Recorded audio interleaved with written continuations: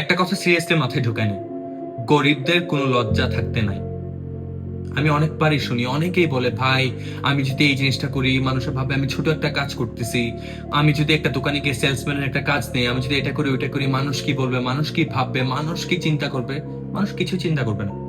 মানুষের কোনো আজাইরা কাজ নেই যে ভাই তোরে নিয়ে চিন্তা করতে, because at this moment you are a fucking nobody.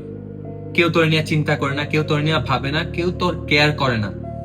So এইসব কথা না ভেবে যে আমি যদি এই জিনিসটা করি, এটা যদি করি, এটা যদি করি মানুষ কি বলবে, মানুষ কিছুই ভাববে না। এই লজ্জাটা থাকা উচিত না যখন তুই গরিব। সো দয়া করে এই ধরনের এক্সকিউজেস, এই ধরনের ফালতু ফাত্রামি বাদ দিয়ে কাজে লাগ ভাই, যেটার মাধ্যমে লাইফে কিছু একটা করতে পারবি। লজ্জা রাখে কোনোদিন কেউ কিছু করতে পারে না। আমি লাইফে দেখছি যারা জীবনে যত বড় কিছু করছে ওরা লজ্জাহীন হয়েছে। যাদের লজ্জা আছে, যারা অনেক কিছু ভাবে, যারা খুব সুশীল, ওদেরকে দিয়ে লাইফে আসলে কিছু হয় না। So man, if you want to do something you have to be shameless. কিছু করার নাই।